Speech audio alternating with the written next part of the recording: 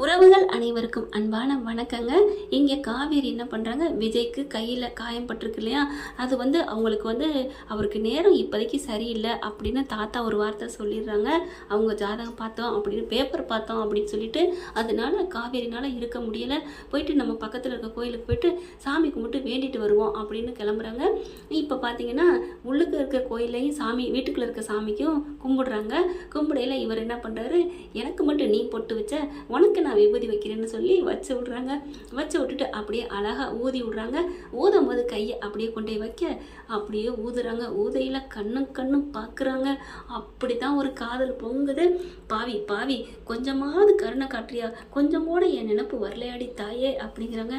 நான் என்ன பாஸ் பண்ணுறது, எனக்கு எதுவுமே நினப்பு வரலையே, ஆனால் உங்கள் மேலே அன்பு இருக்குது, அது மட்டும் இருக்குது அப்படின்னு ரெண்டு பேரும் மனசுக்குள்ளே சொல்லிக்கிறாங்க. அதுக்கப்புறம் காவேரி கிளம்பி வெளில போயிடுறாங்க. ஆட்டோ பிடிச்சி போகிறாங்க. விஜய் என்ன பண்ணுறாரு, ஐயோ தனியாக போகிறாளே, இந்த ஊருக்குள்ள எங்கேயாவது மாட்டிக்கிட்டா என்ன ஆறுது அப்படின்னு சொல்லிட்டு விஜயும் ஃபாலோ பண்ணி பின்னாடியே போகிறாரு. காவேரி வேற கோயிலுக்கு போயிடுறாங்க. இங்கே பார்த்தீங்கன்னா விஜய் அவர் வேற கோயிலுக்கு போயிடுறாரு. போயிட்டு உள்ளுக்கு போய் பார்க்குறாங்க. எங்கே நம்ம ஆர்வ கோளரை காணுமே அப்படின்னு சொல்லிட்டு ஒவ்வொரு இடமா போய் பார்க்குறாரு. ஐயோ காணுமே, என்ன பண்ணுறது, இங்கே வந்தாலான்னு ஒவ்வொரு இடமா பார்க்குறாங்க. ஃபுல்லாக கோயிலே ரவுண்ட் அடிச்சிடுறாரு. காணோம், வெளியிலையும் செருப்பையும் காணோம். ஐயோ இப்போ என்ன பண்ணுறது, எங்கே போயிருப்பா அப்படின்னு சொல்லிட்டு வெளியில் வராங்க. இங்கே வேற ஏதாவது கோயில் பக்கத்தில் இருக்கா அப்படின்னு அங்கே உள்ளவங்ககிட்ட கேட்குறாங்க. விஜய் இருக்குப்பா, ஏப்பா இந்த கோயிலே நல்ல சக்தி வாய்ந்த கோயில் தான், வேண்டிக்கங்க அப்படி சொல்ல. அப்படியா, இப்போ என் பொண்டாட்டி காணோம், எனக்கு டக்குன்னு இப்போ கண்ணு முன்னாடி வந்து நிற்கணும் அப்படின்னு வேண்டிட்டா உடனே வந்து நிற்பாளா என் பொண்டாட்டி. என்ன பாஸ் இப்படிலாம் சாமியை கிண்டல் பண்ணக்கூடாதுப்பா. நான் அப்படிலாம் சொல்லலைங்க, சாமி மேலே பக்தி இருக்கிறனால தான் காலையில் இங்கே பாருங்கள் சாமி கும்பிட்டு வணங்கி விபூதியெல்லாம் வச்சுட்டு வந்திருக்கேன். அப்புறம் ஏன் இப்படிலாம் சொல்கிறீங்க, பின்ன என்ன, நான் ஒரு கோயிலை அட்ரஸ் கேட்டால் இந்த கோயிலில் வேண்டிக்கங்க அப்படின்னா நான் இந்த கோயிலையும் வேண்டிட்டேன், இன்னொரு கோயிலையும் கூட இன்னும் எத்தனை கோயில் இருக்கோ அம்பிட்டுலேயும் வேண்ட ரெடியாக இருக்கேன், ஆனால் என் பொண்டாட்டி வேணுமே அப்படி சொல்ல. எப்பா உன் பொண்டாட்டி காணாமல் போயிட்டாங்கிறக்காண்டி கடவுளை போய் இப்படி திட்டுறியப்பா.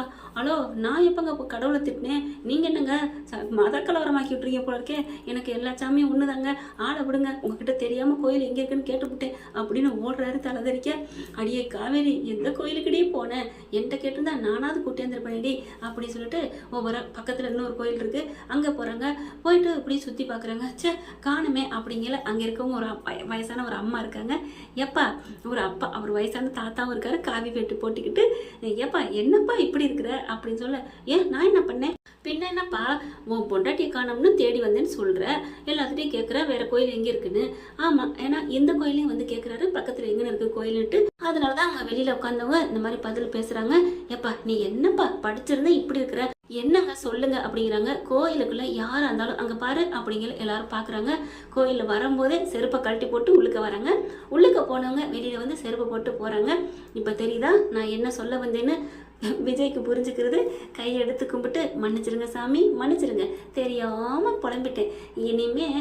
இனிமே என்ன பண்ணுவேன், கோயிலுக்குள்ளே போனால் உள்ளுக்குள்ளே போகாமல் வெளியிலே செருப்பு கிடக்கான்னு பார்த்துட்டு போகணும், அதானே.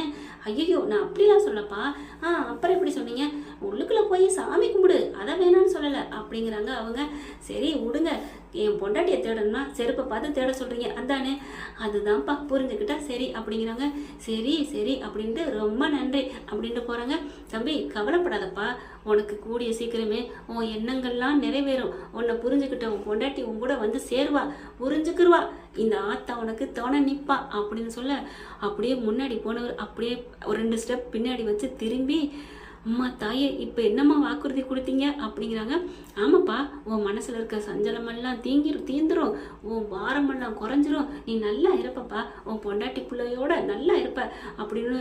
அம்மா தாயே அப்படின்னு காலில் சாஸ்தாங்கமாக விழுகிறாரு. அப்படி ஒரு காதலுங்க அந்த பொண்டாட்டி மேலே பாசம். இப்படி ஒரு மனுஷன் வச்சிருக்கக்கூடாது. ஒருத்தவங்க நல்லா இருப்பான்னு சொன்ன கையோட என்னம்மா விழுகிற மனுஷன். அதுக்கப்புறம் அங்கேருந்து கிளம்புறாங்க.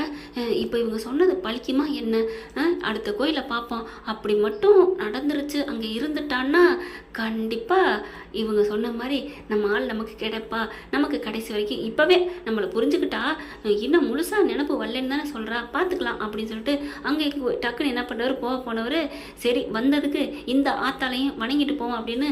ஆத்தா மகமாயி தாயே கண்கொண்டு பாரம்மா, இந்த காதல் மனைவி காணாமல் தவிக்கிற இந்த கனவை சேர்த்து வை தாயே, சீக்கிரம் சேர்த்து வை.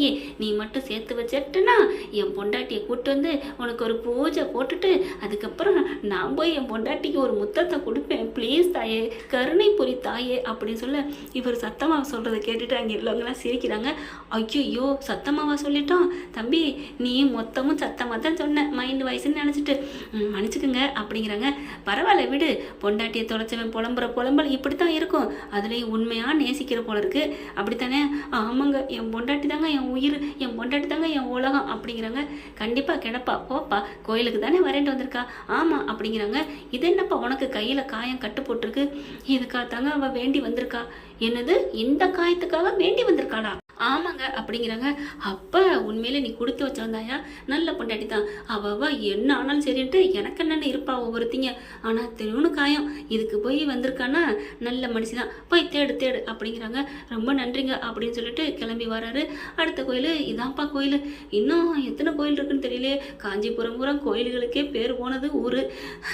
அடியே காவேரி, என் பொண்டாட்டி எங்கேடி இருக்கிற?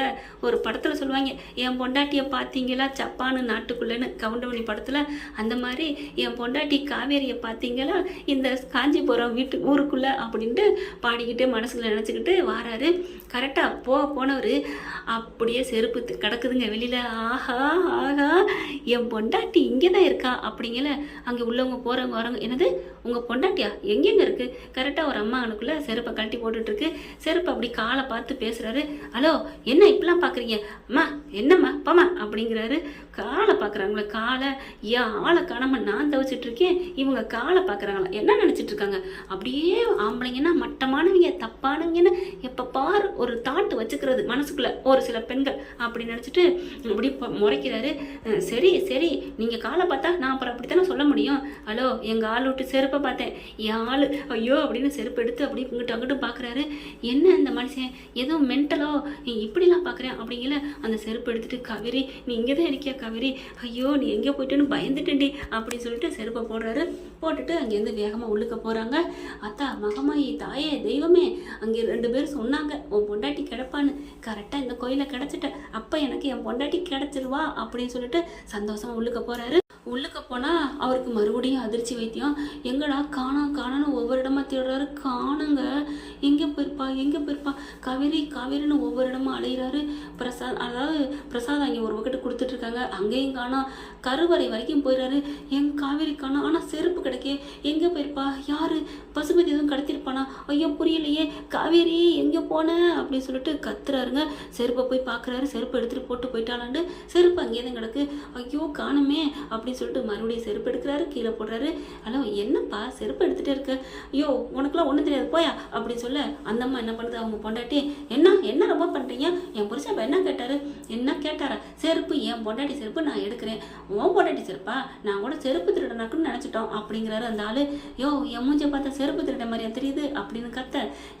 என்னய்யா அப்படின்னு சொல்லிட்டு அவங்க பாட்டு கத்திட்டு போகிறாங்க. விஜய் பார்க்குறாரு, என்ன நம்ம இப்படிலாம் கத்த ஆரம்பிச்சிட்டோம், இப்படிப்பட்ட கேரக்டர் நம்ம கேரக்டர் இல்லையே, அடியே காவேரி எங்கே இருக்க அப்படின்னு கத்துறாங்க.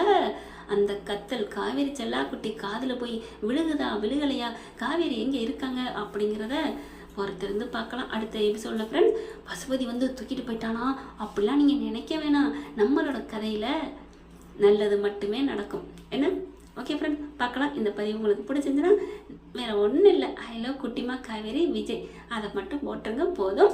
அப்புறம் கண்டினியூ அப்படின்னு போடுங்க. ஐ லவ் இந்த மெகருக்காவே ஐ லவ் மெகர்னு சொல்லுங்களேன், சந்தோஷமாக இருக்குது அதை படிக்கையில். Thank you friends. இந்த வீடியோ உங்களுக்கு பிடிச்சிருந்தா தயவு செய்து லைக் பண்ணுங்க. இன்னும் அப்டேட்ஸ்க்காக சேனலை சப்ஸ்கிரைப் பண்ண மறக்காதீங்க. நம்ம கிட்ட இருக்க எல்லா சேனல்ஸோட லேட்டஸ்ட் வீடியோ அப்டேட்ஸ்க்காக மேல ரைட் சைட்ல காட்டுற லிங்கை கிளிக் பண்ணி வாட்ஸ்அப் குரூப்ல ஜாயின் பண்ணுங்க. உங்களிடம் விடைபெறுவது நான் உங்கள் மெஹர்.